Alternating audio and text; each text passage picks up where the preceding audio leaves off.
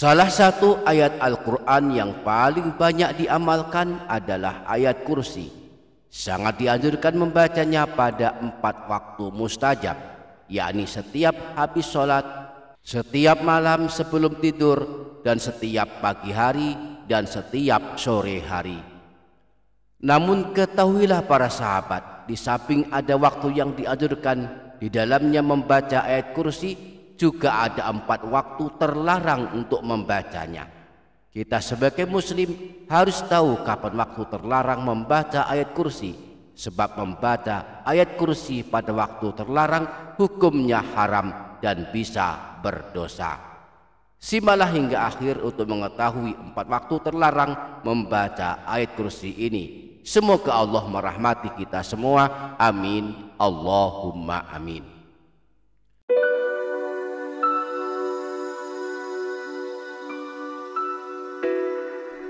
Assalamualaikum warahmatullahi wabarakatuh. Bismillahirrahmanirrahim. Alhamdulillahi rabbil alamin. Wabihi nasta'inu ala umurid dunya waddin. Wassalatu wassalamu ala ashrafil anbiya'i wal mursalin, sayyidina wa maulana Muhammadin wa ala alihi wa ashabihi ajma'in, amma ba'du. Para sahabat yang dirahmati Allah subhanahu wa ta'ala, sunnah hukumnya dan berpahala membaca ayat kursi, khususnya di waktu-waktu mustajab. Setiap habis sholat dianjurkan membaca ayat kursi. Siapa yang suka membacanya setiap habis sholat kelak masuk surga tanpa ada penghalang. Imam Baihaqi meriwayatkan hadis di dalam kitab Syu'abul Iman, menyebutkan bahwa Rasulullah pernah bersabda, "Man qara'a ayatal kursiyyi fi duburi kulli sholatin lam yakun bainahu wa baina an yadkhulal jannata illa ayyamuta fa idza mata dakhalal jannah." Siapa saja yang membaca ayat kursi setelah selesai ibadah sholat, maka tidak ada penghalang antara dia dan masuknya dia ke surga kecuali kematian.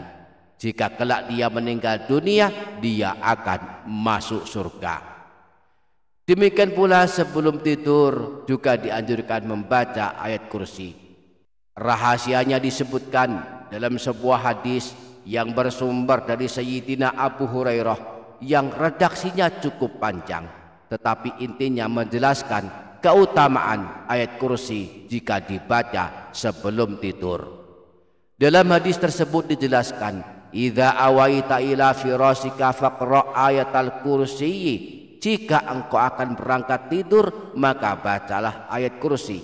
Lan yazala ma'aka minallahi hafidhun wala yaqrabuka syaitanun hatta tusbiha. Maka Allah akan senantiasa menjagamu selama engkau tidur, dan setan pun tidak berani mendekatimu hingga masuk waktu subuh. Namun ada beberapa keadaan dan beberapa waktu yang kita tidak boleh membaca ayat kursi. Agama kita melarang membaca ayat kursi pada saat-saat tertentu, yang tentunya hal ini sangat perlu kita ketahui agar kita tidak terjatuh dalam perbuatan yang kita sangka berpahala, nyatanya malah termasuk dosa. Nah, kapankah kita dilarang membaca ayat kursi? Insya Allah kita akan membahasnya, maka pastikan para sahabat menyimak dan mengikuti video ini hingga menit terakhir. Dan jangan lupa para sahabat menuliskan semua hajat dan doa di kolom komentar. Mari aminkan bersama-sama, semoga Allah mengabulkan semua hajat kita. Amin. Allahumma amin. Para sahabat yang dirahmati Allah subhanahu wa ta'ala, larangan-larangan ini sesungguhnya umum untuk semua ayat Al-Quran, tidak hanya khusus ayat kursi. Namun saking familiarnya kita dengan ayat kursi, saking banyaknya kaum muslimin yang suka membaca ayat kursi, maka pembahasan waktu terlarang ini seakan-akan dikhususkan pada ayat kursi saja. Yang jelas ayat kursi adalah salah satu ayat agung dalam Al-Quran. Maka semua waktu yang terlarang membaca Al-Quran, maka terlarang pula untuk membaca ayat kursi. Di antara keadaan, waktu atau saat yang kita dilarang membaca ayat kursi adalah: pertama, saat kita ruku dan sujud di dalam ibadah sholat. Baginda Nabi melarang kita membaca ayat Quran saat kita ruku dan saat kita sujud di dalam ibadah sholat. Dan ayat kursi sebagai salah satu ayat Al-Quran tentu juga tidak boleh kita baca saat sedang ruku dan sujud. Disebutkan dalam hadis riwayat Imam Muslim dari Sayyidina Ali, beliau berkata, nahani Rasulullah sallallahu alaihi wasallam an aqra'a raki'an aw sajidan. Rasulullah melarangku membaca Al-Quran saat ruku dan sujud. Yang kedua, kita dilarang membaca ayat kursi saat kita sedang berada di toilet atau kamar mandi. Imam Nawawi di dalam kitab beliau, kitab At-Tibyan, beliau menjelaskan dianjurkan membaca Al-Quran di tempat-tempat bersih dan terpilih. Oleh karena itu sekelompok ulama menganjurkan membacanya di masjid karena telah memenuhi semua kebersihan dan tempat yang mulia.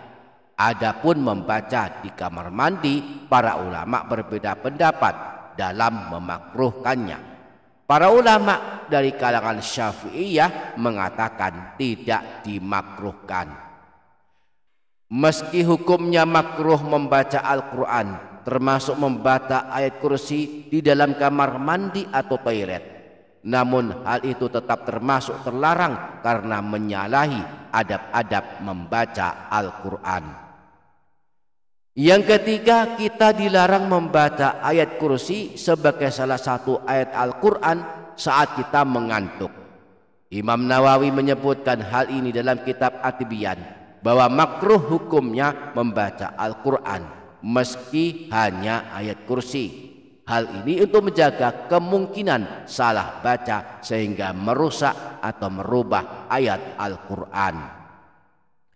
Yang keempat, kita dilarang membaca ayat kursi saat kita sedang menanggung hadas besar, seperti sedang junub, sedang haid, dan sedang nifas. Sebagaimana disebutkan dalam hadis riwayat Imam Tirmidzi dari Sayyidina Abdullah bin Umar, Rasulullah pernah bersabda, la taqra'ul haidu walal junubu syai'an minal Qur'an. Janganlah wanita haid dan orang-orang junub membaca sesuatu dari Al-Quran. Meskipun demikian, jika membaca ayat kursi niatnya sebagai zikir saat sedang junub atau saat sedang haid dan nifas, hukumnya boleh asal membacanya tidak membuka Al-Quran, tidak membuka mushaf Al-Quran atau menyentuhnya.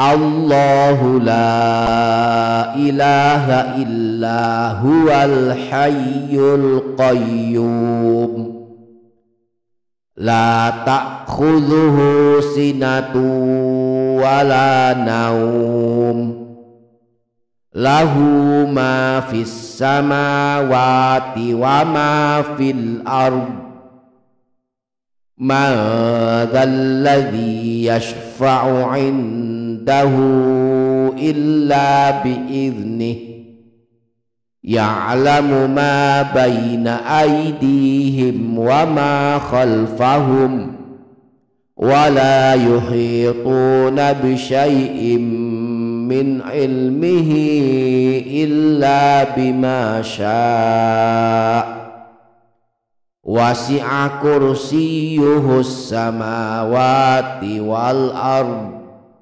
wa la ya'uduhu hifdhuhuma wa huwal aliyyul azim. Allahu la ilaha illa huwal hayyul qayyum la ta'khudhuhu sinatu wa la naum lahu ma fis samawati wa ma fil ard man dzalladzi yashfa'u 'indahu illa bi'idhnihi ya'lamu ma baina aydihim wa ma khalfahum wa la yuhituna bi syai'in min ilmihi illa bima syaa' wasi'a kursiyyuhus samawati wal ard wa la ya'uduhu hifdhuhuma wa huwal aliyyul azim. Allahu la ilaha illa huwal hayyul qayyum la ta'khudhuhu sinatun wa la naum lahu ma fis samawati wa ma fil ard man dzalladzi yashfa'u 'indahu illa bi'idhnihi ya'lamu ma baina aydihim wa ma khalfahum wa la yuhituna bi syai'in min ilmihi illa bima syaa' wasi'a kursiyyuhus samawati wal ard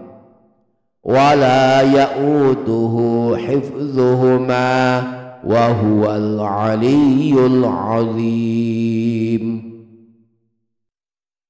Allahu la ilaha illa huwal hayyul qayyum la ta'khudhuhu sinatun wa la naum lahu ma fis samawati wa ma fil ard man dzalladzi yashfa'u 'indahu illa bi'idhnihi ya'lamu ma baina aydihim wa ma khalfahum wa la yuhituna bi syai'in min ilmihi illa bima syaa' wasi'a kursiyyuhus samawati wal ard wa la ya'uduhu hifdhuhuma wa huwal aliyyul azim. Semoga Allah memudahkan kita untuk mengamalkannya. Amin Allahumma amin. Demikian, semoga bermanfaat. Kurang lebihnya mohon maaf. Sampai jumpa di video berikutnya. Wassalamualaikum warahmatullahi wabarakatuh.